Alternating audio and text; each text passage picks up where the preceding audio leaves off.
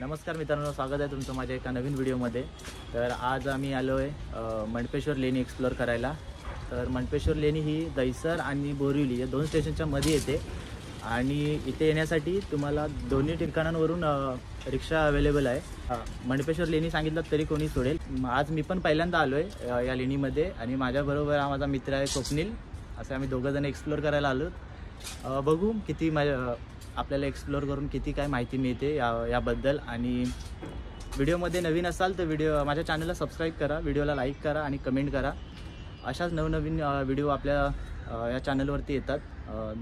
Video आवडल्यास नक्कीच like, share आणि कमेंट करा। चला आपण व्हिडिओ स्टार्ट करू।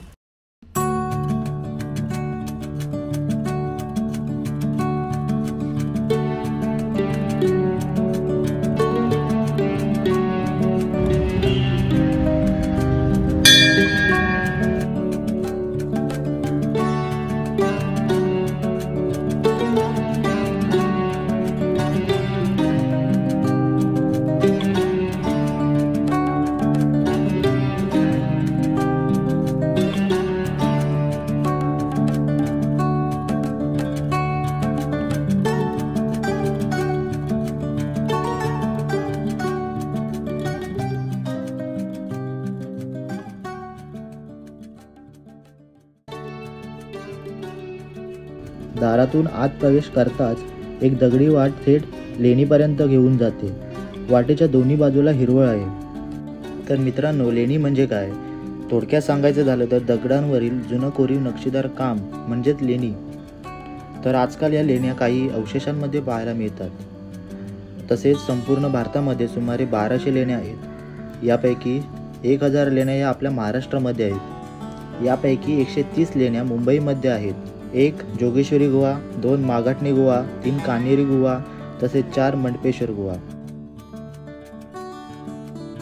कान्हेरी गुहा, महाकाली गुहा या लेण्या बौद्ध लेण्यांसाठी प्रसिद्ध आहेत आणि मंडपेश्वराची ही लेणी शिवलेण्यांसाठी प्रसिद्ध आहे।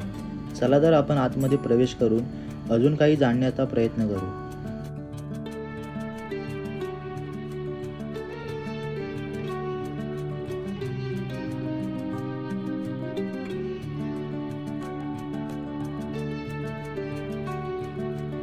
पूर्वी मोकळे आणि खुले आवार असलेला लेणी परिसर आता कुंपण घालून संरक्षित केले आहे।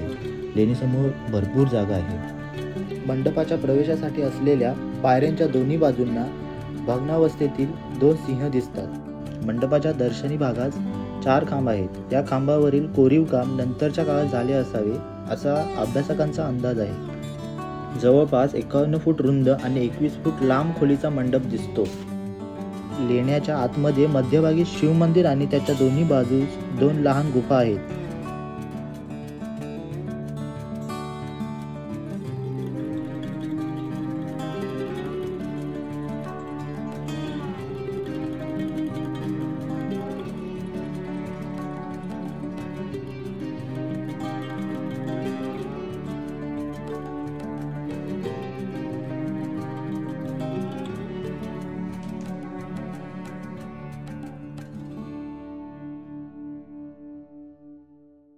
सभामंडपाच्या डाव्या बाजूच्या भिंतीवर पाहायला मिळते ते म्हणजे नटेशाच्या शेजारी ब्रह्मदेव, गणपती, विष्णू असून नटेशाचे नृत्य सुरू आहे आणि बाकीचे त्यांचा आनंद घेत आहेत।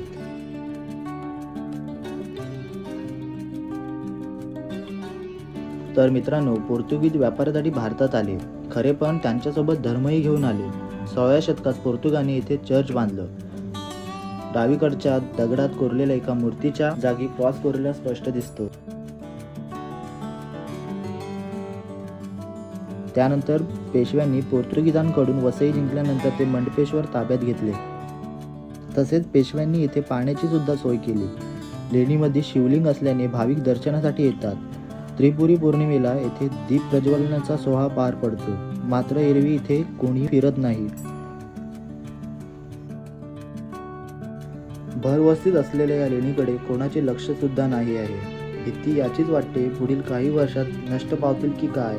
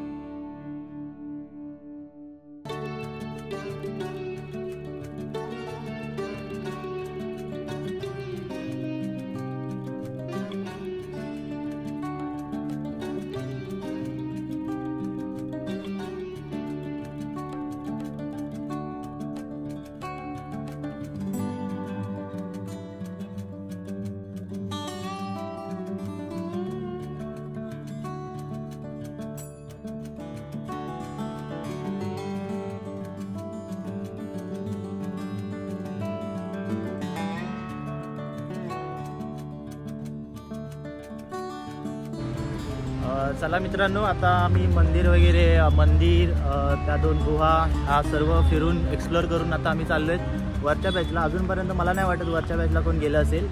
खालून दिसतात भिंती वगैरे पडलेले आहेत आणि थोडेफार अवशेष उरलेले आहेत. आम्ही पण जाऊन वर बघतो काय आहे. आणि त्याच्या मागच्या साईडला बघितलं तर मागच्या साईडला चर्च आहे. बघू आपण वरती जाऊन काय व्ह्यू दिसतो, काय अवशेष राहिले ते दिसतात.